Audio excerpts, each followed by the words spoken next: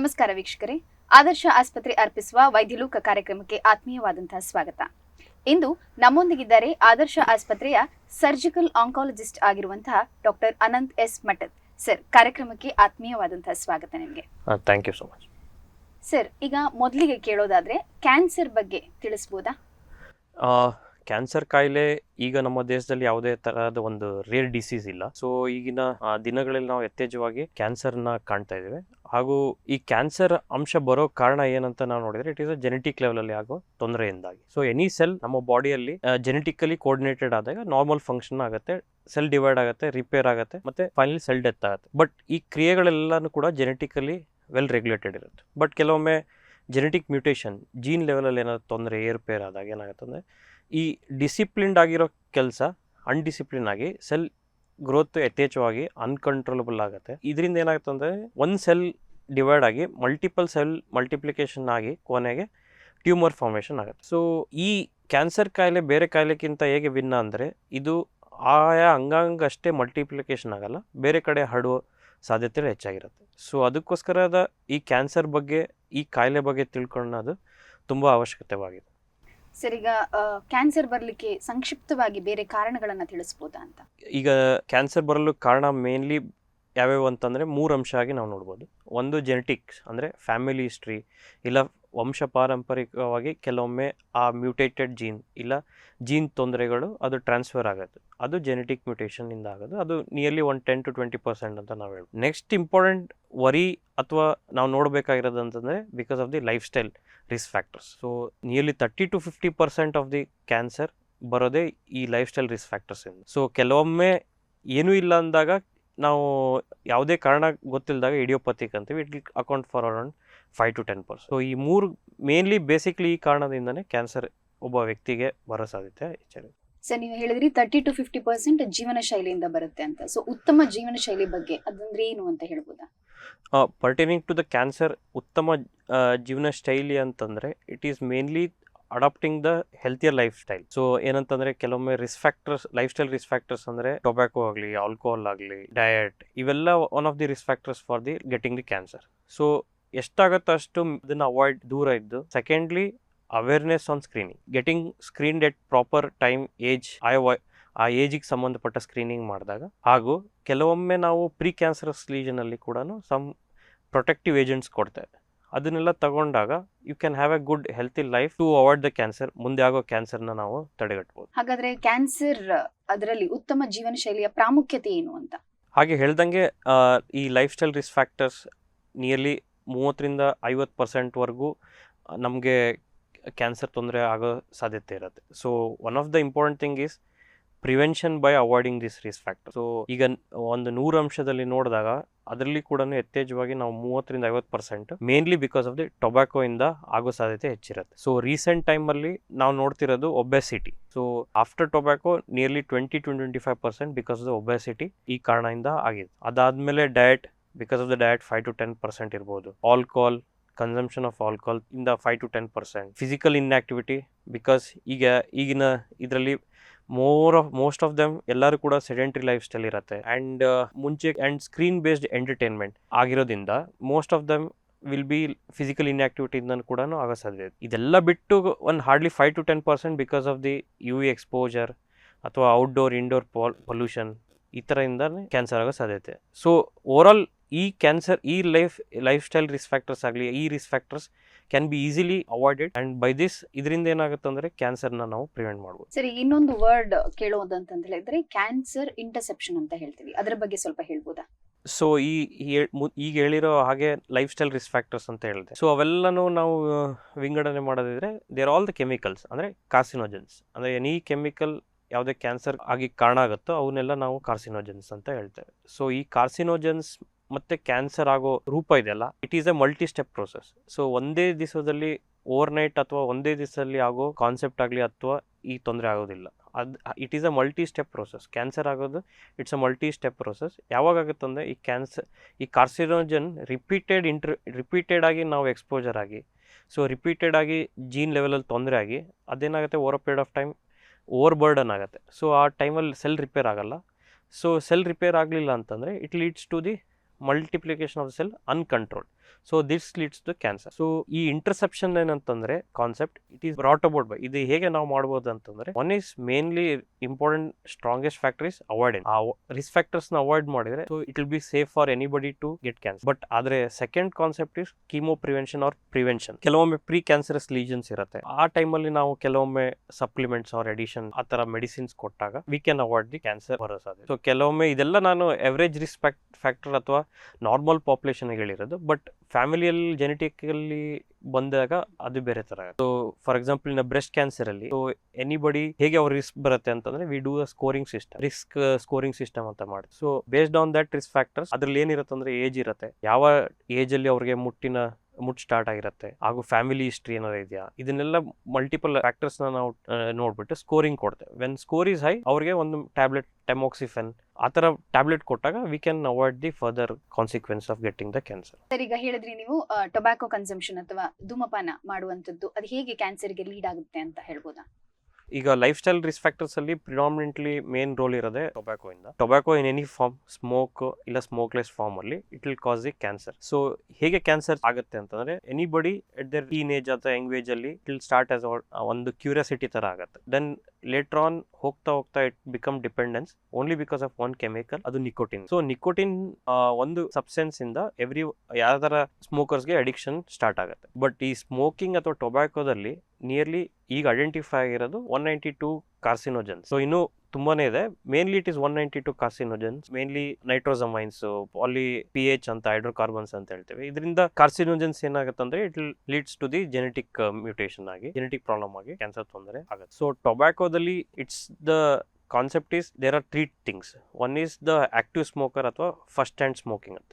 The one who smokes ಅಂದ್ರೆ actively ಧೂಮಪಾನ ಮಾಡೋರು, ಅದರಿಂದ ಏನಾಗುತ್ತೆ ಡೈರೆಕ್ಟ್ಲಿ ಅವರು ಇನ್ನೆಲ್ ಮಾಡ್ತಾ ಇರ್ತಾರೆ ಕೆಮಿಕಲ್ಸ್ನ ಆ ಬಾಡಿಯಲ್ಲಿ ಸ್ಟ್ರೀಮ್ ಲೈನ್ ಬ್ಲಡ್ ಸ್ಟ್ರೀಮ್ಗೆಲ್ಲ ಅಬ್ಸಾರ್ಪ್ಷನ್ ಆಗಿದ್ಮೇಲೆ that carcinogen have got multiple organ ಎಲ್ಲರ ಕೂಡ ಕ್ಯಾನ್ಸರ್ ಆಗ್ಬೋದು. So second thing what we are seeing is second hand smoking. Second hand smoking ಅಂದ್ರೆ ವೆನ್ ಎ ಸ್ಮೋಕರ್ ಯಾವ್ದಾರು ಒಬ್ನು ಧೂಮಪಾನ ಮಾಡೋರು ಅವ್ರು ಸ್ಮೋಕ್ ಮಾಡಿದ್ನ ಇಲ್ಲಿರೋ ಸರೌಂಡಿಂಗ್ ಏರ್ ಅಥವಾ ಎನ್ವಿರಾನ್ಮೆಂಟ್ ಅಲ್ಲಿ ಇಟ್ ವಿಲ್ ಗೆಟ್ ಪೊಲ್ಯೂಟೆಡ್. ಅದನ್ನ ಇನ್ನೊಬ್ರು ಇನ್ನೇಲ್ ಮಾಡೋದ್ರಿಂದ ಕೂಡ we can see the effect of the carcinogen to the body. But recently what we are seeing the concept is third hand smoking ಅಂತ. So third hand smoking ಅಂದ್ರೆ any smoker in a close space, ಯಾವ್ದಾರ ಒಂದು room ಅಲ್ಲಿ ಅಥವಾ ಒಂದು close ಒಂದು compartment ಒಂದು ಏರಿಯಾದಲ್ಲಿ ಅವ್ರು ಸ್ಮೋಕ್ ಮಾಡಿದ್ಮೇಲೆ ಆ ಹೊಗೆ ಕೆಲವೊಮ್ಮೆ ಅದು ಎವಾಪರೇಟ್ ಆಗಿ ಹೋಗುತ್ತೆ, ಇಲ್ವಾ ಏರ್ ಜೊತೆ ಸೇರ್ಕೊಂಡ್ಮೇಲೆ ಅದು ಡಿಸ್ಪರ್ಸ್ ಆಗುತ್ತೆ. ಬಟ್ ಕೆಲವೊಮ್ಮೆ ಏನಾಗುತ್ತೆ ಅಂತಂದ್ರೆ ಈ ಸಮ್ ಆಫ್ ದಿ ಕಾರ್ಸಿನೋಜನ್ಸ್ ಅಥವಾ ರೆಸಿಡ್ಯೂ ಅಂತ ಹೇಳ್ತೇವೆ, ಅದು ಇರೋ ವಾಲ್ ಅಲ್ಲೆಲ್ಲ ಡೆಪಾಸಿಟ್ ಆಗೋ ಸಾಧ್ಯತೆ ಇದೆ ಅಂತ ಈಗಿನ ಸ್ಟಡೀಸ್ ಕಂಡು ಬರ್ತಿದೆ. In that aspect also chances of getting cancer is also more. So over all cancer ಅಲ್ಲಿ ಹೆಡ್ ಟು ಟೋ ಯಾವುದೇ ಅಂಗಾಂಗದಲ್ಲಿ no organ is spared because of the tobacco. So only cautious is like to avoid the smoking. ಇಲ್ಲ ನನಗೆ when there is a nicotine addiction, nicotine dependency ಇದ್ದಾಗ we have got a treatment for it. ಅದಕ್ಕೆ ಸಂಬಂಧಪಟ್ಟ treatment ತಗೊಂಡಾಗ like nicotine replacement therapy ತಗೊಂಡಾಗ they can easily stop ಅಥವಾ complete stop ಮಾಡ್ಬೋದು smoking. Sir, ಇನ್ನೊಂದು ರಿಸ್ಕ್ ಫ್ಯಾಕ್ಟರ್ಸ್ ಅಂದ್ರೆ ಮದ್ಯಪಾನ ಅಥವಾ ಆಲ್ಕೋಹಾಲ್ ಅಂತ ಹೇಳ್ತೀವಿ. ಸೊ ಅದ್ರ ಬಗ್ಗೆ ಹೇಳಿ ಅಂತ.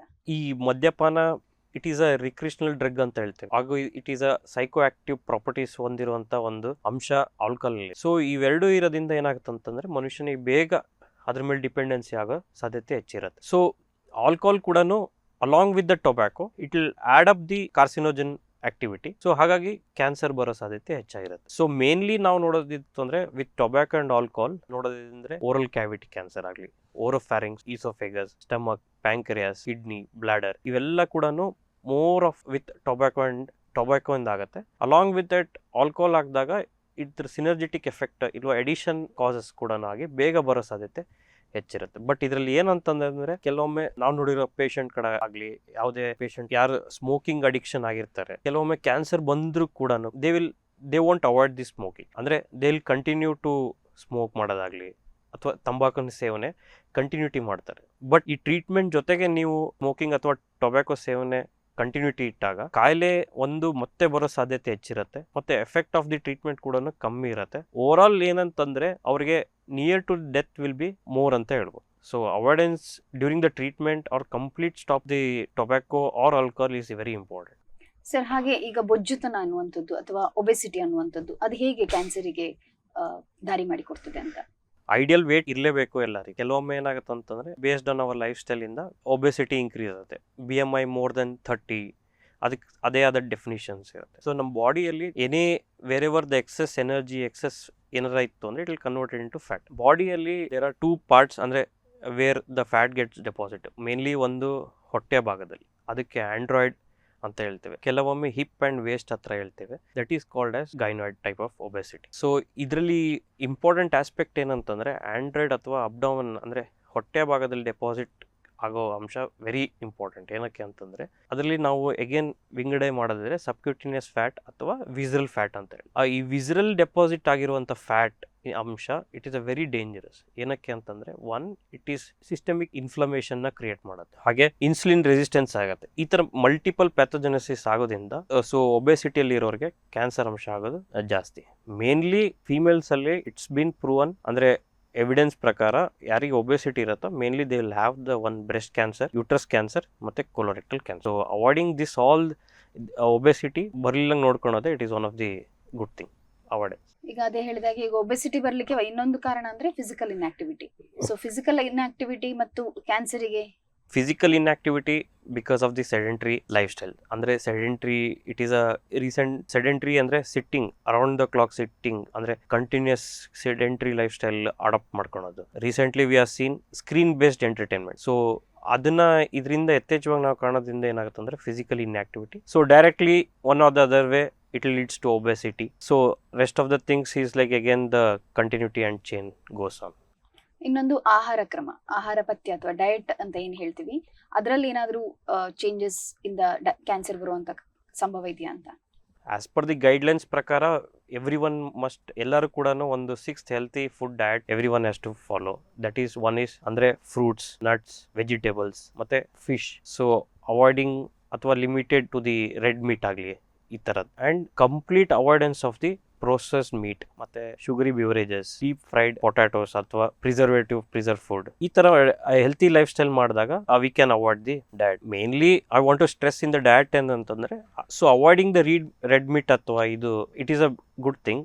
ಯಾಕಂತಂದ್ರೆ ವೆನ್ ಎವರ್ ರೆಡ್ ಮೀಟ್ ಅಥವಾ ಈ ಪ್ರೊಸೆಸ್ ಫುಡ್ ಎನಿಥಿಂಗ್ ಅದನ್ನೇನಾರ ಕುಕ್ ಮಾಡಬೇಕಂದ್ರೆ ಹೈಯರ್ ಟೆಂಪ್ರೇಚರ್ ಮಾಡಬೇಕು. So this will leads to release of more carcinogens. So ಅದರಿಂದ ನಾವೇನು ಸಿಗುತ್ತೆ ಅಂದರೆ it will cause the cancer. So mainly colorectal ಕ್ಯಾನ್ಸರ್ಸ್ಗಳಲ್ಲಿ ನಾವು ಕಂಡುಬರೋದು ರೆಡ್ ಮೀಟ್. ಸರ್, ಇನ್ನೊಂದು ರಿಸ್ಕ್ ಫ್ಯಾಕ್ಟರ್ಸ್ ಅಂದ್ರೆ ರೇಡಿಯೇಷನ್ ಅಥವಾ ಪೊಲ್ಯೂಷನ್ ಅಂತ ಹೇಳ್ಬೋದು. ಸೊ ಅದ್ರ ಬಗ್ಗೆ ಏನಾದರೂ ಹೇಳ್ತೀರಾ? ಸೊ ಓವರಾಲ್ ನಮ್ಮ ಕಂಟ್ರೀಸಲ್ಲಿ we are been gifted because of the good melanin deposit ಅಥವಾ ಪಿಗ್ಮೆಂಟೇಷನ್ ಇದೆ. So mainly exposure to U V light ನಾವು ಎಕ್ಸ್ಪೋಜರ್ ಮಾಡಿದಾಗ ನಾವು ಕೆಲವೊಮ್ಮೆ ಏನಾಗುತ್ತೆ ಅಂತಂದರೆ ಸ್ಕಿನ್ ಕ್ಯಾನ್ಸರ್ಸ್ ಕಂಡು ಬರೋ ಸಾಧ್ಯತೆ ಇರುತ್ತೆ. So if you are in the sun ಎಕ್ಸ್ಪೋಜರ್ನ ರೆಡ್ಯೂಸ್ ಮಾಡೋಕ್ಕೆ ಪ್ರಿವೆಂಟಿವ್ ಮೆಜರ್ಸ್ ಅಂದರೆ ಗಾರ್ಡಿಂಗ್ ಅಥವಾ ಕ್ಲೋತಿಂಗ್ಸ್ ಹಾಕೋಣೋದಾಗಲಿ, ಗುಡ್ ಸನ್ಸ್ಕ್ರೀನ್ ಪ್ರೊಟೆಕ್ಷನ್ ಹಾಕೋದ್ರಿಂದ we can avoid the skin cancers mainly. But important thing is pollution. So ಈ pollution concept is very different. ಏನಕ್ಕೆ ಅಂತಂದರೆ one is the outdoor pollution. So it is mainly ಏನಂತಂದರೆ ಫ್ಯಾಕ್ಟ್ರೀಸಿಂದ ಆಗಿರ್ಬೋದು ಅಥವಾ vehicle ಅದರಿಂದ ಆಗಿರ್ಬೋದು. ಸೊ ಇದೆಲ್ಲ ಏನಂತಂದರೆ ಹೈಡ್ರೋಕಾರ್ಬನ್ಸು, ಮೋರ್ ಹೆವಿ ಮೆಟಲ್ಸ್ ಇವೆಲ್ಲ ನಮ್ಮ ಬಾಡಿಯಲ್ಲಿ ಸೇರಿಕೊಂಡು it will leads to the cancer. But ಈಗ ಕೆಲವೊಮ್ಮೆ ಏನಾಗುತ್ತೆ ಅಂತಂದರೆ ಮನೆಯಲ್ಲಿ ಇನ್ವರ್ಡ್ ಅಥವಾ ಇನ್ ಹೌಸ್ ಪೊಲ್ಯೂಷನ್ ಅಂತ ಹೇಳ್ತೇವೆ. ಸೊ ಮನೆಯಲ್ಲಿ ಕೆಲವೊಮ್ಮೆ ಆಗೋ ಸಾಧ್ಯತೆ ಹೇಗೆ ಅಂತಂದರೆ ಈ ಇಡ್ಲಿ ಒಲೆಯಿಂದ ಆಗೋ ಹೊಗೆಯಿಂದ ಆಗಿರ್ಬೋದು. ಇದೆಲ್ಲ minimal, but there is a chance for that to get a cancer. So overall this can be avoided by adopting the newer energy source ಅಷ್ಟೇ. ಸರ್, ಹಾಗಾದ್ರೆ ಕ್ಯಾನ್ಸರ್ ಅನ್ನ ತಡೆಗಟ್ಟಲಿಕ್ಕೆ ಯಾವ ರೆಕಮೆಂಡೇಶನ್ ಅನ್ನ ಮಾಡ್ತೀರಿ ಅಂತ? ಆಗ್ಲೇ ಹೇಳಿದಾಗ 3 ಕಾರಣ ಅಂತ ಹೇಳಿದ್ವಿ. ಒಂದು ಜೆನೆಟಿಕ್ಸ್ ಇಂದ ಬರೋದು. ಸೊ ಜೆನೆಟಿಕ್ಸ್ ಇಂದ ಬಂದಾಗ ಏನಾಗುತ್ತೆ ಅಂತಂದ್ರೆ ನಿಮ್ಮ ಯಾವ ಡಾಕ್ಟರ್ಸ್ ಇರ್ತಾರೋ ಅಥವಾ ನಮ್ಮ ಆಸ್ಪತ್ರೆ ಬಂದೆ ವಿ ಡೂ ಜೆನೆಟಿಕ್ ಚಾರ್ಟ್ ಮಾಡಿ ಅದಕ್ಕೆ ಸಂಬಂಧಪಟ್ಟಂಗೆ ಅರ್ಲಿ ಏಜಲ್ಲೇ ಸ್ಕ್ರೀನಿಂಗ್ ಸ್ಟಾರ್ಟ್ ಮಾಡಬೇಕಾಗತ್ತೆ. ಆಮೇಲೆ ಅದಕ್ಕೆ ಸಂಬಂಧಪಟ್ಟ ಕೆಲವೊಂದು ಪ್ರೊಫೈಲೆಟಿಕ್ ಸರ್ಜರೀಸ್ ಅಂತ ಇರುತ್ತೆ. ಅದನ್ನು ಮಾಡಿದಾಗ we can avoid the cancer, ಮುಂದೆ ಬರೋ ಕ್ಯಾನ್ಸರ್ ಆಗುತ್ತೆ. ಇದು ಏನಂದ್ರೆ ಕ್ರಮೇಣವಾಗಿ ಒಂದು 5-10-20% ವರೆಗೂ ಜನರಲ್ ಪಾಪ್ಯುಲೇಷನಲ್ಲಿ ಜೆನೆಟಿಕ್ ಫ್ಯಾಕ್ಟರ್ ಇರ್ಬೋದು ಅಂತ ನಾವು ಹೇಳ್ತೇವೆ. ಸೆಕೆಂಡ್ಲಿ ಲೈಫ್ ಸ್ಟೈಲ್ ಇದ್ದಾಗ we have got a guidelines. ಅಂದರೆ ಗೈಡ್ಲೈನ್ಸ್ ಪ್ರಕಾರ ಏನಂತಂದರೆ ಓವರ್ ಅವರ್ ಏಜ್ ಟಿಲ್ ಈ ಏಜ್ ಪೀರಿಯಡಲ್ಲಿ ನಮ್ಮ ಐಡಿಯಲ್ ಹೈಟಿಗೆ ಎಷ್ಟು ಆ ವೇಟ್ನ ನಾವು ಮೇಂಟೈನ್ ಮಾಡಬೇಕು. ಸೊ BMI ಅರೌಂಡ್ 18-25 ಮೇಂಟೈನ್ ಮಾಡಬೇಕು. Secondly throughout our ages ಅಂದರೆ ನಮ್ಮ ಲೈಫ್ ಪೂರ್ತಿ ಜೀವನ ಇದರಲ್ಲಿ ವೇಟ್ ಗೇನ್ ಆಗಬಾರ್ದು ಅಷ್ಟೇ. So not even one single moment ಅಲ್ಲಿ ಕೂಡ ವೇಟ್ ಗೇನ್ ಆಗ್ಬಾರ್ದು. Thirdly, avoiding the screen based entertainment ಅಥವಾ ಸೆಡೆಂಟ್ರಿ ಲೈಫ್ ಸ್ಟೈಲ್ ನ we have to avoid. Fourthly, mainly the physical activity. So nearly 150 minutes moderate exercise ಆಗಲಿ ಅಥವಾ 75 minutes of vigorous aerobic exercise ಅಥವಾ strengthening exercise to avoid the insulin resistance. ಈ ಥರ ಎಲ್ಲ ಮಾಡಿದಾಗ ಏನಾಗುತ್ತೆ ಅಂತಂದರೆ will have a healthy life style. So and diet also, healthy diet, fish, fruits, nuts, vegetables, whole grains and minimal ಅವ್ರವ್ರ lifestyle ಆದರೆ ಅವ್ರವ್ರ ಇದು ಟ್ರೆಡಿಷನ್ ಇದ್ರ ಪ್ರಕಾರ if they are consuming red meat and ಸ್ವಲ್ಪ ಅವಾಯ್ಡೆನ್ಸ್ ಅಥವಾ limited red meat consumption ಮಾಡೋದು ಒಳ್ಳೇದು. ಸೊ ಇದೆಲ್ಲ ಮಾಡಿದಾಗ ಏನಾಗುತ್ತೆ ಅಂತಂದರೆ we can avoid the getting cancer because it's all in our hand. ಇದು controllable factor. So over all cancer ಬಂದ ತಕ್ಷಣ ಟ್ರೀಟ್ಮೆಂಟ್ ಅದು ಪರ್ಸ್ಪೆಕ್ಟಿವ್ ಡಿಫ್ರೆಂಟ್ ಇದ್ರು cancer prevention is one of the strongest weapon. ಅದು ನಮ್ಮ ಕೈಲಿರುತ್ತೆ. ಸೊ ಇದೆಲ್ಲ ಮಾಡೋದ್ರಿಂದ ಬರೋ ಸಾಧ್ಯತೆ ಅಥವಾ ಕ್ಯಾನ್ಸರ್ ರೋಗಕ್ಕೆ ಒಳಗಾಗೋದು ತುಂಬಾನೇ ಕಡಿಮೆ. ಕ್ಯಾನ್ಸರ್ ಬಗ್ಗೆ ಇನ್ನಷ್ಟು ತಿಳಿದುಕೊಳ್ಳೋಣ ಒಂದು ಸಣ್ಣ ವಿರಾಮದ ನಂತರ.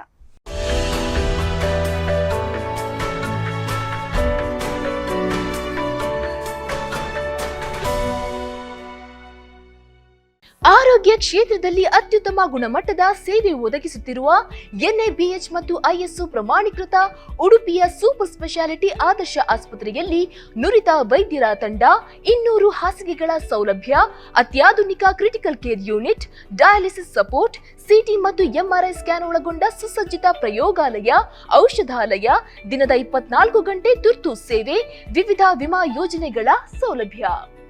ಸಮಗ್ರ ಆರೋಗ್ಯ ಸೇವೆಗಾಗಿ ಸಂಪರ್ಕಿಸಿ ಆದರ್ಶ ಆಸ್ಪತ್ರೆ super speciality centre, KSRTC bus ನಿಲ್ದಾಣದ ಹತ್ತಿರ, ಉಡುಪಿ.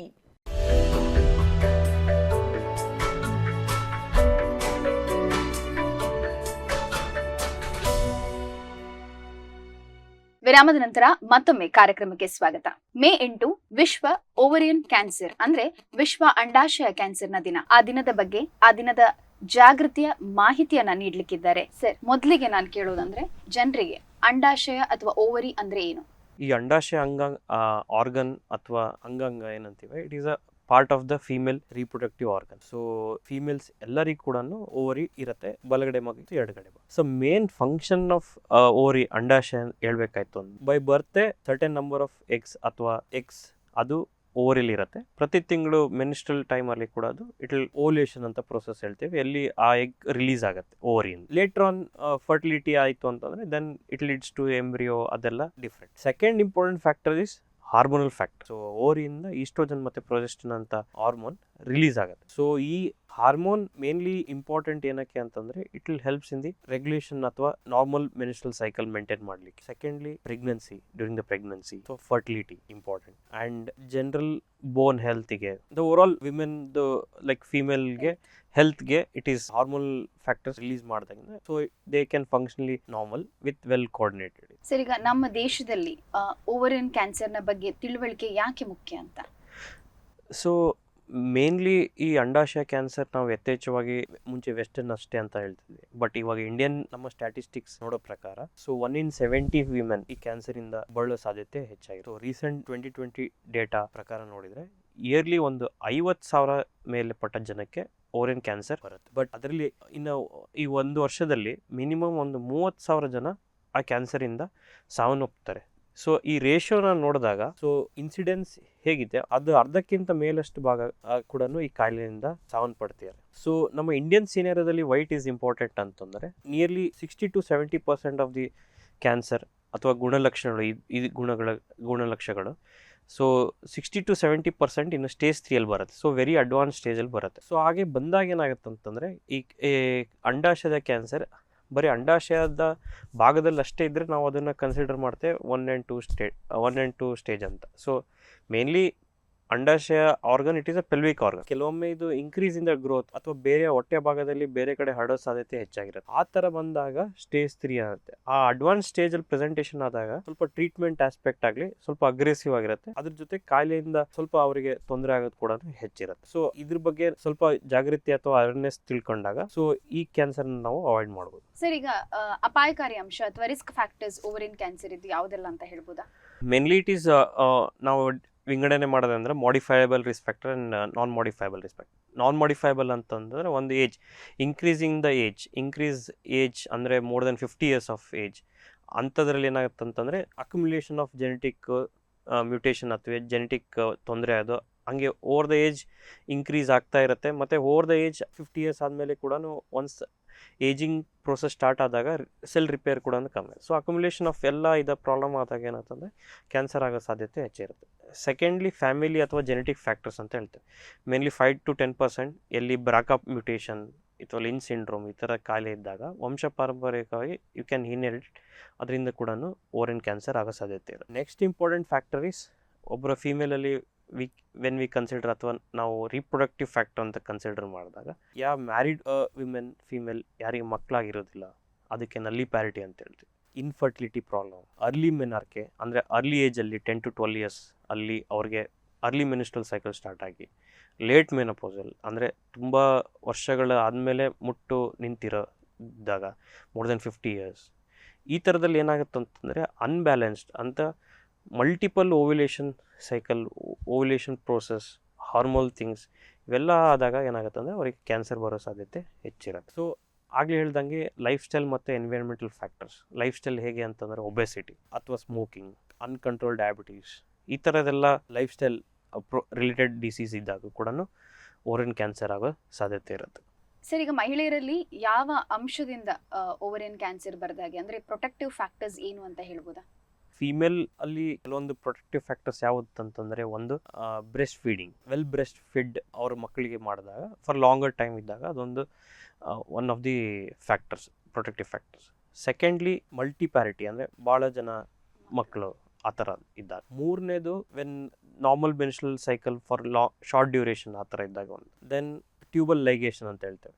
ಸೊ ಟ್ಯೂಬಲ್ ಲೈಗೇಷನ್ ಅಥವಾ ಟ್ಯೂಬಲ್ಲಿ ಯಾರಿಗೆ one of the contraceptive method ಅದು ಅದಾದಾಗ ಕೂಡ one of the protective factors. And ಕೆಲವೊಮ್ಮೆ OCPs ಅಂದರೆ oral contraceptive pills as per doctors advice in the reproductive age ಗ್ರೂಪಲ್ಲಿ ಆ ಥರ ತೊಗೊಂಡಾಗ ಕೂಡ ಓವರಿನ್ ಕ್ಯಾನ್ಸರ್ನ ಅವಾಯ್ಡ್ ಮಾಡ್ಬೋದು. ಆ್ಯಂಡ್ ಇವೆಲ್ಲ one of the few protective factors for the females. Sir, ಹಾಗೆ ರೋಲ್ ಆಫ್ ಸ್ಕ್ರೀನಿಂಗ್ ಅಂದರೆ ಅಂಡಾಶಯ ಕ್ಯಾನ್ಸರನ್ನು ಸ್ಕ್ರೀನಿಂಗ್ ಮಾಡೋದು, ಅದರದ್ದು ರೋಲ್ ಏನು ಅಂತ?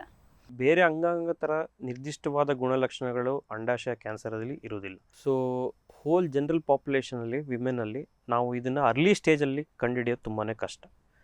ಯಾಕೆಂತಂದರೆ ಇದರಲ್ಲಿ ನಾವು 2 ರೀತಿಯಿಂದ ನೋಡಬೇಕಾಗತ್ತೆ. ಒಂದು ಬ್ಲಡ್ ಟೆಸ್ಟ್ ಅಂದರೆ ಟ್ಯೂಮರ್ ಮಾರ್ಕರ್ CA-125 ಹಾಗೂ ಒಂದು ಅಲ್ಟ್ರಾಸೌಂಡ್ ಆಗಲಿ, ಒಂದು ಟ್ರಾನ್ಸ್ವೆಜನಲ್ ಅಲ್ಟ್ರಾಸೌಂಡ್ ಅಂತ ಮಾಡ್ತೇವೆ. ಇವೆರಡೂ ಕೂಡ ಅರ್ಲಿ ಸ್ಟೇಜಲ್ಲಿ ಇದನ್ನು ಕಂಡುಹಿಡಿಯಲ್ಲಿ ಅಷ್ಟೊಂದು ಹೆಲ್ಪ್ ಮಾಡೋದಿಲ್ಲ. ಯಾಕಂತಂದರೆ ಈ CA-125 ಮಾರ್ಕ್ ಕೆಲವೊಮ್ಮೆ ನಾರ್ಮಲ್ಲು ಕೂಡ ಇರ್ಬೋದು, ಅಥವಾ ಕೆಲವೊಮ್ಮೆ ಕ್ಯಾನ್ಸರ್ಲಿದ್ದ ಬೇರೆ ಅಂಶಗಳು ಕಾಯಿಲೆಯಲ್ಲಿ ಕೂಡ CA-125 ಲೆವೆಲ್ ಕೂಡ ಇನ್ಕ್ರೀಸ್ ಇರುತ್ತೆ. ಸೊ ಹಾಗಾಗಿ ಅರ್ಲಿ ಸ್ಟೇಜಸ್ಸಲ್ಲಿ ಈ ಇನ್ಕ್ರೀಸ್ ಆಗಿದೆ, CA-125 ಇನ್ಕ್ರೀಸ್ ಆಗಿದೆಯಾ ಇಲ್ಲ ಡಿಕ್ರೀಸ್ ಇದೆಯಾ ಅಷ್ಟೊಂದು ನಮಗೆ ಸಮಂಜಸವಾದ ಟೆಸ್ಟ್ ಅಲ್ಲ. ಹಾಗಾಗಿ ಸ್ಕ್ರೀನಿಂಗ್ ಇದು ಓರಲ್ ಕ್ಯಾನ್ಸರಲ್ಲಿ ಬೇರೆ ಅಂಗಾಂಗ ಅಥವಾ ಬ್ರೆಸ್ಟ್ ಸರ್ವಿಕ್ಸಲ್ಲಿ ಇದ್ದಷ್ಟು ಇದರಿಂದ ನಮಗೆ ಕಂಡುಹಿಡಿಯೋಕ್ಕಾಗಲ್ಲ. Only thing is like we can by self awareness focusing on the symptoms, ಅದನ್ನು ನಾವು ಅರ್ಲಿ ಡಿಟೆಕ್ಟ್ ಮಾಡಿದಾಗ we can treat it well and ಮತ್ತೆ ಬರಲಿಲ್ಲಂಗೆ ನೋಡ್ಕೋಬಹುದು. ಸರ್, ಈಗ ಓವರಿನ್ ಕ್ಯಾನ್ಸರ್ ಅಥವಾ ಅಂಡಾಶಯ ಕ್ಯಾನ್ಸರ್ ಇದ್ದು ಬಂದಿದೆ ಅಂತ ಸೈನ್ಸ್ ಆ್ಯಂಡ್ ಸಿಂಪ್ಟಮ್ಸ್ ಏನಿರುತ್ತೆ ಅಂತ? ಸೊ ಈ ಓವರಿನ್ ಕ್ಯಾನ್ಸರ್ನ ಒನ್ ಆಫ್ ದಿ ಅದಕ್ಕೊಂದು ಟರ್ಮಿನಾಲಜಿ ಹೇಳ್ತೇವೆ, ಅದನ್ನು ಸೈಲೆಂಟ್ ಕಿಲ್ಲರ್ ಅಂತ ಹೇಳಿ. ಸೊ ಈ ಸೈಲೆಂಟ್ ಕಿಲ್ಲರ್ ಏನಕ್ಕೆ ಅಂತಂದರೆ ಆಗಲೇ ಹೇಳ್ದಂಗೆ ಅರ್ಲಿ ಸ್ಟೇಜಲ್ಲಿ ಬರೋದಿಲ್ಲ, ಎಲ್ಲ late stage. Because non specific complaints ಒಂಚೂರು ಕೂಡ ಅದಕ್ಕೆ ಸಂಬಂಧಪಟ್ಟ ಒಂದು ಸಿಂಪ್ಟಮ್ಸ್ ಆಗಲಿ ಗುಣಲಕ್ಷಣಗಳಾಗಲಿ ಯಾವುದು ಕೂಡ ಸ್ಪೆಸಿಫಿಕ್ ಆಗಿರೋದಿಲ್ಲ. ಸೊ ಇದರಲ್ಲಿ ನಾವು ಕೆಲವೊಂದು ವಾರ್ನಿಂಗ್ ಸೈನ್ಸ್ ಅಂತ ಅಥವಾ ವಾರ್ನಿಂಗ್ ಸಿಂಪ್ಟಮ್ಸ್ ಅಂತ ನಾವು ನೋಡೋದಾದರೆ ನಾವು ಅದನ್ನು ಬೀಟ್ ಅಂತ ಒಂದು ಕಾನ್ಸೆಪ್ಟಲ್ಲಿ ಹೇಳ್ತೇವೆ. ಒಂದು ಬೀಟ್ ಅಂತಂದರೆ B for bloating, lower abdomen fullness ಅಥವಾ ಯಥೇಚ್ಛವಾಗಿ ನಾನು ಬ್ಲೋಟಿಂಗ್ ಇರ್ತದೆ. ಅಥವಾ ಈ ಅಲ್ಲಿ ಈಟಿಂಗ್ ಅಲ್ಲಿ ಇರ್ರೆಗ್ಯುಲರಿಟಿ ಅಥವಾ ಅರ್ಲಿ ಸಟೈಟಿ ಈ ತರ. ಅಥವಾ ಎ ಅಂದ್ರೆ ಎನ್ಲಾರ್ಜ್ ಅಬ್ಡಮನ್ ಏನಾದ್ರು ಇದ್ರೆ ಇನ್ಕ್ರೀಸ್ ಆಗ್ತಾ ಹೋಗಿ. ಟಿ ಅಂದ್ರೆ ಟಾಯ್ಲೆಟ್ ಅಂದ್ರೆ ಇನ್ ದ ಸೆನ್ಸ್ ಯೂರಿನರಿ ಅಥವಾ ಮೋಷನ್ ಪ್ರಾಬ್ಲಮ್, ಬವಲ್ ಪ್ರಾಬ್ಲಮ್. ಇವೆಲ್ಲ ಪ್ರಾಬ್ಲಮ್ ಏನಾರ ನಿಮಗೆ ಕಂಡು ಬಂದಲ್ಲಿ ಈ ವಾರ್ನಿಂಗ್ ಸೈನ್ಸ್ ಅಂತ ಈ ಬೀಟ್ ಕಾನ್ಸೆಪ್ಟಲ್ಲಿ ಹೇಳಿದ ಪ್ರಕಾರ ಇದನ್ನೆಲ್ಲ ನೀವು ವಾರ್ನಿಂಗ್ ಸೈನ್ ಬೇಗ ಕಂಡ್ಕೊಂಡು ಮತ್ತೆ ಅರ್ಲಿ ಕನ್ಸಲ್ಟೇಷನ್ ಮಾಡಿದಾಗ ಬೆಟರ್ ಟು ಗೆಟ್ ಟ್ರೀಟೆಡ್ ಅಲ್ಲಿ. ಸರ್, ಈಗ ಅದಕ್ಕೆ ಯಾವುದೆಲ್ಲ ಪರೀಕ್ಷೆಗಳನ್ನು ಮಾಡಬೇಕಾಗುತ್ತೆ ಅಂತ? ಅದೇ ಈ ಕನ್ಸೆಪ್ಟ್ ಈ ಸಿಂಪ್ಟಮ್ಸ್ ವಾರ್ನಿಂಗ್ ಸೈನ್ ಸಿಂಪ್ಟಮ್ಸ್ ಬಂದಾಗ ನಾವು ಮೇನ್ಲಿ ಮಾಡೋದೇ ಇಮೇಜಿಂಗ್ ಅಥವಾ ಬ್ಲಡ್ ಟೆಸ್ಟ್ ಒಂದು ಮಾಡ್ತೇವೆ. ಬ್ಲಡ್ ಟೆಸ್ಟ್ ಆಗಲೇ ಹೇಳ್ದಂಗೆ C125 ಅಲಾಂಗ್ ವಿತ್ ದಟ್ ಅಲ್ಟ್ರಾಸೌಂಡಲ್ಲಿ ಅಂಡಾಶಯದಲ್ಲಿ ಏನಾದ್ರು ಗಡ್ಡೆ ಇದ್ದರೆ ಅದನ್ನು ಮತ್ತೆ ನಾವು ಬೇಸ್ಡ್ ಆನ್ ದ ಏಜ್ ಅದನ್ನು ನಾವು ರಿಸ್ಕ್ ಸ್ಟ್ರಾಟಿಫಿಕೇಶನ್ ಮಾಡ್ತೀವಿ, ಸ್ಕೋರ್ ಮಾಡ್ತೀವಿ. ಅದ್ರಲ್ಲಿ ನಮಗೇನೋ ಡೌಟ್ಫುಲ್ ಆಯಿತು ಏನಾರು ಇತ್ತು ಅಂತಂದರೆ next pertaining to the younger age ಗ್ರೂಪಲ್ಲಿ ಇತ್ತು ಅಂದರೆ MRI ಬೇಕಾಗುತ್ತೆ. ಇಲ್ಲ ಅವರು ಒಂದೊಂದ್ಸತಿ ಪೇಷಂಟ್ ವಾರ್ನಿಂಗ್ ಸಿಂಪ್ಟಮ್ಸ್ ಅಥವಾ ಗಡ್ಡೆ ಅಂಶ ಹೊಟ್ಟೆಲಿ ಗಡ್ಡೆ ಥರ ಕಾಣ್ತಾ ಇದೆ, ಫೀಲ್ ಆಗ್ತಾ ಇದೆ ಅಂತ ಅವ್ರು ಬಂದಾಗ we do the CT scan ಮಾಡಿ ಸಂಬಂಧಪಟ್ಟಂಗೆ ಕಾಯಿಲೆ ಅಂಡಾಶಯದಲ್ಲಿ ಇದೆಯಾ ಅಥವಾ ಹೊಟ್ಟೆಯ ಬೇರೆ ಪದರಲ್ಲಿ ಏನಾರ ಹರಡಿರೋ ಸಾಧ್ಯತೆ ಇದೆಯಾ ಅದನ್ನೆಲ್ಲ ನಾವು ಸ್ಟೇಜಿಂಗ್ ಮಾಡ್ತೇವೆ. ಬಟ್ ಈ ಎಲ್ಲ ಕಾನ್ಸೆಪ್ಟಲ್ಲಿ ಏನಂತಂದರೆ ಈ ಇನಿಷಿಯಲ್ ವರ್ಕಪ್ ಅಥವಾ ಅಂಡಾಶಯದ ಕ್ಯಾನ್ಸರ್ ಬಂದಾಗ PET CT ಸ್ಕ್ಯಾನ್ ಅಷ್ಟೊಂದು ರೋಲ್ ಇರೋದಿಲ್ಲ. ಈ ಸ್ಕ್ಯಾನಿಂಗಿಂದನೇ ಮೋಸ್ಟ್ ಆಫ್ ದ ಡಿಸೀಸ್ ಯಾವ ಭಾಗದಲ್ಲಿ ಎಷ್ಟಿದೆ ಅಂತ ನಮಗೆ ಗೊತ್ತಾಗುತ್ತೆ. ಸರ್, ಈಗ ಒಬ್ಬ ಮಹಿಳೆಗೆ ಅಂಡಾಶಯದ ಕ್ಯಾನ್ಸರ್ ಬಂದಿದೆ ಅಂದಮೇಲೆ ಟ್ರೀಟ್ಮೆಂಟ್ ಹೇಗೆ ಸ್ಟಾರ್ಟ್ ಮಾಡ್ತೀರಿ ಅಂತ? ಸೊ ಟ್ರೀಟ್ಮೆಂಟ್ ಇದನ್ನು ನಾವು ಡಿವೈಡ್ ಮಾಡೋದ್ರಿಂದ ಅರ್ಲಿ ಸ್ಟೇಜ್ ಮತ್ತು ಲೇಟ್ ಸ್ಟೇಜ್ ಅಂತ ಹೇಳ್ತೇವೆ. ಸೊ ಅರ್ಲಿ ಸ್ಟೇಜ್ ಅಂತಂದರೆ ಅಂಡಾಶಯದಲ್ಲಷ್ಟೇ ಕಾಯಿಲೆ ಅಂಶ ಇದ್ದು ಬೇರೆ ಕಡೆ ಎಲ್ಲೂ ಇಲ್ಲ ಅಂತಂದು ಅಫ್ರಂಟ್ ಅಂದರೆ ಮುಂಚೆನೇ ಇನಿಷಿಯಲ್ ಟ್ರೀಟ್ಮೆಂಟ್ ಏನು ಸರ್ಜರಿ ಥರ ಮಾಡ್ತೇವೆ. ಅಂಡಾಶಯ ಜೊತೆಗೆ ಗರ್ಭಚೀಲ ಮತ್ತು ಹೊಟ್ಟೆಯ ಪದರಿನ ಸಣ್ಣ ಸಣ್ಣ ಇದು ಅಂಶ ಮತ್ತು ಹೊಟ್ಟೆಲಿರೋ ನೀರಂಶ ಎಲ್ಲ ತೆಗೆದ್ರೆ ಇದು ಅರ್ಲಿ ಸ್ಟೇಜಲ್ಲಿ ಇಷ್ಟು ಸಫಿಷಿಯೆಂಟ್. ಮತ್ತು ಸಣ್ಣ ಸಣ್ಣ ಗಂಡೆಗಳು ಅಂತ ಹೇಳ್ತೇವೆ, ಪೆಲ್ವಿಕ್ ಲಿಂಫ್ ನೋಡ್. ಇದಿಷ್ಟು ಕ್ಲಿಯರ್ ಮಾಡೋದ್ರಿಂದ ಇನಿಷಿಯಲ್ ಟ್ರೀಟ್ಮೆಂಟ್ ಸಾಕಾಗತ್ತೆ. ಆದರೆ ಕೆಲವೊಮ್ಮೆ ಏನಿರುತ್ತೆ ಅಂತಂದರೆ ಫೀಮೇಲ್ ಇನ್ನು ಫರ್ಟಿಲಿಟಿ ಆ ಥರ ರೀಪ್ರೊಡಕ್ಟಿವ್ ಏಜ್ ಗ್ರೂಪಲ್ಲಿ ಆ ಥರ ಬಂದಾಗ ಕೂಡ we do the fertility sparing surgery ಅಂತ ಮಾಡ್ತೇವೆ. ಸೊ ಅಡ್ವಾನ್ಸ್ ಸ್ಟೇಜಲ್ಲಿ ಏನಾಗುತ್ತೆ ಅಂತಂದರೆ ಬರೀ ಅಂಡಾಶಯದಷ್ಟೇ ಅಲ್ಲ, ಬೇರೆ ಹೊಟ್ಟೆಯ ಪದರಲ್ಲಿ ಒಮೆಂಟಮ್ ಅಂತ ಹೇಳ್ತೇವೆ, ಹೊಟ್ಟೆ ಒಳಗಿನ ಪೆರಿಟೋನಿಯಂ ಅಂತ ಹೇಳ್ತೇವೆ ಅಥವಾ ಡಯಾಫ್ರಮ್ ಅಂತ ಹೇಳ್ತೇವೆ. ಸೊ ಅಲ್ಲೆಲ್ಲ ಹರಡಿದಾಗ ಏನಾಗುತ್ತೆ ಅಂತಂದರೆ ಕೆಲವೊಮ್ಮೆ ಕಂಪ್ಲೀಟಾಗಿ ನಾವು ಕ್ಲಿಯರ್ ಮಾಡೋಕ್ಕೆ ಆಗೋದಿಲ್ಲ. ಸೊ ಕಂಪ್ಲೀಟ್ ಕ್ಲಿಯರೆನ್ಸ್ ಇಲ್ದಾಗ ಏನಾಗುತ್ತಂದರೆ ನಾವು ಕೀಮೋಥೆರಪಿಯ ಸ್ವಲ್ಪ ಹೆಲ್ಪ್ ತಗೋಬೇಕು. ಸೊ ಈ ಅಂಡಾಶಯದ ಕ್ಯಾನ್ಸರ್ ಸೆಲ್ ಸ್ವಲ್ಪ ಕೀಮೋ ಸೆನ್ಸಿಟಿವ್ ಇರುತ್ತೆ. ಹಾಗಾಗಿ ಏನಾಗುತ್ತೆ, ಕೀಮೋಥೆರಪಿ ಕೊಟ್ಟ ಮೇಲೆ ಹೊಟ್ಟೆ ಒಳಗಡೆ ಇರೋ ಪದರದಲ್ಲಿ ಇರೋ ಅಂಶಗಳೆಲ್ಲ ಕ್ಯಾನ್ಸರ್ ಅಂಶ ಎಲ್ಲ ಕಡಿಮೆ ಮಾಡಿ ಕೊನೆಗೆ ಆಪರೇಷನ್ ಎಲ್ಲ ಮಾಡಿ ನೆಕ್ಸ್ಟ್ ಸರ್ಜರಿ ಮಾಡ್ತೇವೆ. ಸೊ ಇಂಟ್ರೋಲ್ ಸೆಟ್ ರಿಡಕ್ಷನ್ ಸರ್ಜರಿ ಅಂತ ಹೇಳ್ತೇವೆ. ಸೊ ಅದಾದಮೇಲೆ ಮತ್ತೆ ಕೀಮೋ ಕಂಟಿನ್ಯೂಟಿ ಕೊಟ್ಟಾಗ ಏನಾಗುತ್ತೆ ಅಂತಂದರೆ ಅವರಿಗೆ ಮತ್ತೆ ಬರಲಿಲ್ಲ ಸಾಧ್ಯತೆ ಹೆಚ್ಚಿರುತ್ತೆ. ಸೊ ಇವೆಲ್ಲ ಟ್ರೀಟ್ಮೆಂಟ್ ಕಾನ್ಸೆಪ್ಟ್. ಸೊ ಒಬ್ಬರು ಓರಿಯನ್ ಕ್ಯಾನ್ಸರ್ ಪೇಷಂಟಲ್ಲಿ ನಾವು ಮಾಡ್ಬೋದು. ಹೇಳಿದ್ರಿ ನೀವು ಸರ್ಜರಿ ಅಂತ. ಸೊ ಆ ಸರ್ಜರಿದ ರೋಲ್ ಬಗ್ಗೆ ಹೇಳ್ಬೋದಾ ಅಂತ? ಅದೇ ಹೇಳ್ದಂಗೆ ಈ ಎಲ್ಲ ಕ್ಯಾನ್ಸರ್ ಎಲ್ಲೇ ಕ್ಯಾನ್ಸರ್ ಅಂಶ ಎಲ್ಲೇ ಸಾಲಿಡ್ ಆರ್ಗನಲ್ಲಿ surgery is the important. But ಈ ಅಂಡಾಶಯದಲ್ಲಿ ಏನಂತಂತಂದರೆ surgery has got a main role only because ಏನಂತಂದರೆ ಕಾಯಿಲೆ ಅಂಶ ಎಷ್ಟಿದೆಯೋ ಹೊಟ್ಟೆ ಭಾಗದಲ್ಲಿ ಅಂಡಾಶಯದ್ದು ಅದ್ರ ಜೊತೆ ಬೇರೆ ಕಡೆ ಎಲ್ಲ ಇದೆಯೋ ಅದಿಷ್ಟು ಕಂಪ್ಲೀಟ್ ತೆಗ್ದಾಗ ಕೂಡ ಗುಡ್ ಸರ್ವೈವಲ್ ರೇಟ್ ಏನಂತಂದ್ರೆ ನೋ ಡಿಸೀಸ್ ವಿಸಿಬಲ್. ಅಂದ್ರೆ ನಾವು ಆಪರೇಷನ್ ಮಾಡಬೇಕಾದ್ರೆ ಎಲ್ಲೂ ಕೂಡ ಕಾಯಿಲೆ ಅಂಶ ಹೊಟ್ಟೆ ಪದರ ಆಗಲಿ ಎಲ್ಲೂ ಕೂಡ ಇಲ್ದಾಗ ಅವ್ರಿಗೆ ಗುಡ್ ಓವರ್ ಆಲ್ ಸರ್ವೈವಲ್ ಇರಕ್ಕೆ ಸಾಧ್ಯತೆ ಇರುತ್ತೆ. So surgery it's a main role to ಏನಕ್ಕೆ ಅಂತಂದ್ರೆ ಮುಂದೆ ಬರಲಿಲ್ಲಂಗೆ ಅವಾಯ್ಡ್ ಮಾಡೋಕ್ಕೆ. Along with that adjuvant chemotherapy ಎಲ್ಲ minimal factor it will add good quality of life ನಾವು ಪೇಷಂಟ್ಗೆ ಕೊಡ್ಬೋದು. ಸರ್, ಇನ್ನೊಂದು ಕಾಮನ್ ಆಗಿ ಅಥವಾ ಗೊತ್ತಿರುವ ಹಾಗೆ ಕೇಳುವಂಥದ್ದು ಹೈಪೆಕ್ ಅಂತ ಹೇಳ್ತೇವೆ, ಅದ್ರ ಬಗ್ಗೆ ಹೇಳ್ಬೋದಾ ಅಂತ? ಸೊ ಈಗ ಆಗಲೇ ಹೇಳ್ದಂಗೆ ಹೇಗೆ ಓರಿಯನ್ ಕ್ಯಾನ್ಸರ್ ಬಿಹೇವ್ ಮಾಡುತ್ತಂತಂದರೆ ಇಟ್ಸ್ ಫಸ್ಟ್ ಒಂದು ಅಂಡಾಶಯದಲ್ಲಿ ಶುರುವಾಗಿದ್ದ ಕ್ಯಾನ್ಸರ್ ಮತ್ತು ಹೊಟ್ಟೆಯ ಪದರಲ್ಲೂ ಅದಲ್ಲೆಲ್ಲ ಹರಡೋ ಸಾಧ್ಯತೆ ಹೆಚ್ಚಿರುತ್ತೆ. ಸೊ ಹಾಗೆಯೇ ಕೂಡ ಈ ಕ್ಯಾನ್ಸರ್ ಅಂಶ ಕೂಡ ಕೀಮೋಸೆನ್ಸಿಟಿವ್. ಓರಿಯನ್ ಕ್ಯಾನ್ಸರ್ ಸೆಲ್ಸ್ ಕೂಡ ವೆರಿ ಕೀಮೋಸೆನ್ಸಿಟಿವ್ ಇರುತ್ತೆ. ಸೊ ನಾವು ಕೆಲವೊಮ್ಮೆ ಏನಾಗುತ್ತೆ ಅಂತಂದರೆ ಆಪ್ರೇಷನ್ ಟೈಮಲ್ಲೇ ಸೊ ಆಗಲೇ ಹೇಳ್ದಂಗೆ ನೋ ವಿಸಿಬಲ್ ಡಿಸೀಸ್ ಅಂದರೆ ಕಾಯಿಲೆ ಅಂಶ ಆಪ್ರೇಷನ್ ಮೂಲಕ ಎಲ್ಲ ಕ್ಲಿಯರ್ ಮಾಡಿದ ಮೇಲೆ ಕೆಲವೊಮ್ಮೆ ಮೈಕ್ರೋಸ್ಕೋಪಿಕ್ ಅಂದರೆ ಕಣ್ಣಿಗೆ ಕಾಣಲು ಸಣ್ಣ ಕಣ್ಣಗಳು ಕೂಡ ಹೊಟ್ಟೆಯಲ್ಲಿ ಇರೋ ಸಾಧ್ಯತೆ ಹೆಚ್ಚಿರುತ್ತೆ.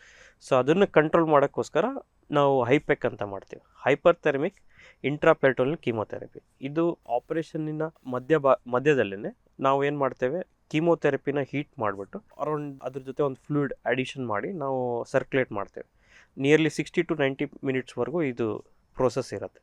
ಅದಾದಮೇಲೆ 1 ಸೆಕೆಂಡ್ ವಿಲ್ ವಾಶ್ ಮಾಡಿಬಿಟ್ಟು ಮತ್ತೆ ಆಪ್ರೇಷನ್ನ ಕಂಪ್ಲೀಟ್ ಮಾಡ್ತೀವಿ. ಇದರಿಂದ ಮಾಡೋದ್ರಿಂದಾಗಿ ಸ್ವಲ್ಪ ಕಾಯಿಲೆ ಅಂಶ ಮತ್ತೆ ಬರಲಿಲ್ಲಂಗೆ ನಾವು ತಡೆಗಟ್ಬೋದು. ಸರ್, ಕೊನೆಯದಾಗಿ ಹೇಳೋದಿದ್ರೆ ವಿಶ್ವ ಅಂಡಾಶಯ ಕ್ಯಾನ್ಸರ್ನ ದಿನದ ಬಗ್ಗೆ ಹೇಳೋದಿದ್ರೆ ಒಂದು ಮಹತ್ವದ ಬಗ್ಗೆ ಹೇಳ್ತೀರಾ? ಇದ್ರ ಬಗ್ಗೆ ಈಗ ಮಾಹಿತಿ ಕೊಟ್ಟ ಹಾಗೆ ಇಟ್ ಈಸ್ ಒಂದು ಅವೇರ್ನೆಸ್ ನಾವು ಕ್ರಿಯೇಟ್ ಮಾಡಿದ್ವಿ. ಸೊ ಮೇನ್ಲಿ ಯಾವುದೇ ಕ್ಯಾನ್ಸರ್ ಆಗಲಿ ಬಾಡಿಯಲ್ಲಿ ಕೂಡ ಕ್ಯಾನ್ಸರ್ ಕಂಟ್ರೋಲ್ ಏನಂತ ವರ್ಡ್ ಯೂಸ್ ಮಾಡ್ತೇವೆ, ಅದು ನಮ್ಮ ಆಪ್ರೇಷನ್ ಥಿಯೇಟ್ರಲ್ಲಿ ಅಷ್ಟೇ ಆಗೋದಿಲ್ಲ.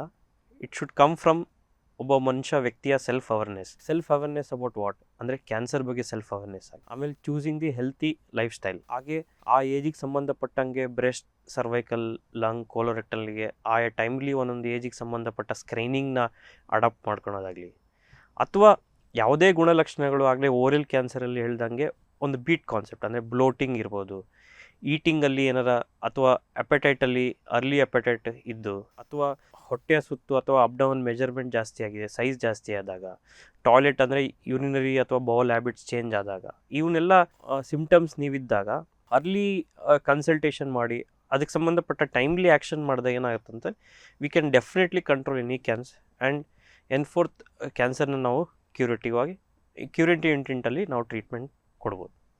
ಸರ್, ಕೊನೆಯದಾಗಿ ಉಡುಪಿಯ ಆದರ್ಶ ಆಸ್ಪತ್ರೆಯಲ್ಲಿ ಕ್ಯಾನ್ಸರ್ಗೆ ಸಂಬಂಧಪಟ್ಟ ಚಿಕಿತ್ಸೆಗೆ ಏನೆಲ್ಲ ಸೌಲಭ್ಯಗಳಿದೆ ಅಂತ ಹೇಳ್ಬೋದಾ? ಖಂಡಿತವಾಗಿಯೂ ಈಗ ಆದರ್ಶ ಹಾಸ್ಪಿಟ್ಲಲ್ಲಿ ಈಗ ನಮ್ಮ ಸರ್ಜಿಕಲ್ ಆಂಕೋ ಡಿಪಾರ್ಟ್ಮೆಂಟ್ ಸ್ಟಾರ್ಟ್ ಆಗಿ 4 ತಿಂಗಳಾಗಿದೆ. ಈ 4 ತಿಂಗಳಲ್ಲಿ ಕೂಡ ನಾವು ಎಲ್ಲ ಬೇಸಿಕ್ಕಿಂದ ಹಿಡಿದು ಕ್ಲಿಷ್ಟಕರ ಸರ್ಜರೀಸ್ ಕೂಡ ನಮ್ಮ ಡಿಪಾರ್ಟ್ಮೆಂಟಲ್ಲಿ ಆಗಿದೆ. ಹಾಗೂ ಓಪನ್ ಅಥವಾ ತೆರೆದ ಸರ್ಜರಿಯಿಂದ ಹಿಡಿದು ಲ್ಯಾಪ್ರೋಸ್ಕೋಪಿಕ್ ಮಿನಿಮಲ್ ಇನ್ವೇಸಿವ್ ಸರ್ಜರೀಸ್ವರೆಗೂ ಕೂಡ ವಿ ಆರ್ ಡೂಯಿಂಗ್, ಅಂದರೆ ನಮ್ಮ ಆಸ್ಪತ್ರೆಯಲ್ಲಿ ಲಭ್ಯ ಇರುತ್ತೆ. ಸೊ ಇದು mainly it all because of ಇದು ಸಪೋರ್ಟ್ ಫ್ರಮ್ ದ ಇನ್ಸ್ಟಿಟ್ಯೂಷನ್ ಅಥವಾ ನಮ್ಮ ಸರ್ ಆಗಿರ್ಬೋದು, GSC sir, GS Chandrashekar sir, ಅವರ ಆ್ಯಕ್ಟಿವ್ ಪಾರ್ಟಿಸಿಪೇಷನ್ ಮತ್ತು ಅವರ ಲೀಡರ್ಶಿಪ್ಪಲ್ಲಿ ಕೂಡ we are able to treat as many as patients who come to us. ರೋಗಿಗಳಿಗೆ ನಿಮ್ಮ ಸಂದರ್ಶನದ ಟೈಮ್, OPD ಟೈಮಿಂಗ್ ಅನ್ನು ಹೇಳ್ಬೋದಾ? ಸೋಮವಾರದಿಂದ ಶನಿವಾರವರೆಗೂ ಬೆಳಗ್ಗೆ 9ರಿಂದ 5 ಗಂಟೆವರೆಗೂ ನಮ್ಮ OPD ಕನ್ಸಲ್ಟೇಷನ್ಗೆ ಸಿಗ್ತೇವೆ. ಅದು ಬಿಟ್ಟೆ ಅದರ ಜೊತೆಗೆ ಎಮರ್ಜೆನ್ಸಿ 24/7 ಕೂಡ ನಮ್ಮ ಡಿಪಾರ್ಟ್ಮೆಂಟ್ ಸೇವೆ ಲಭ್ಯವಿರುತ್ತೆ. ನೋಡಿದ್ರಲ್ಲ ವೀಕ್ಷಕರೇ, ಕ್ಯಾನ್ಸರ್ನ ಬಗ್ಗೆ ಹಾಗೂ ಅಂಡಾಶಯ ಕ್ಯಾನ್ಸರ್ನ ಬಗ್ಗೆ ಮಹಿಳೆಯರಿಗೆ ಬೇಕಾಗಿರುವಂತಹ ಮಾಹಿತಿಯನ್ನ, ಮಹತ್ವವನ್ನ ಸಂಕ್ಷಿಪ್ತ ರೂಪದಲ್ಲಿ ತಿಳಿಸಿಕೊಟ್ಟಿದ್ದಕ್ಕಾಗಿ ಆತ್ಮೀಯವಾದ ಧನ್ಯವಾದಗಳು ಸರ್. ನಿರಂತರ ಸುದ್ದಿ ಮನರಂಜನೆಗಾಗಿ ನೋಡ್ತಾ ಇರಿ ಡೈಜಿವಲ್ 24x7.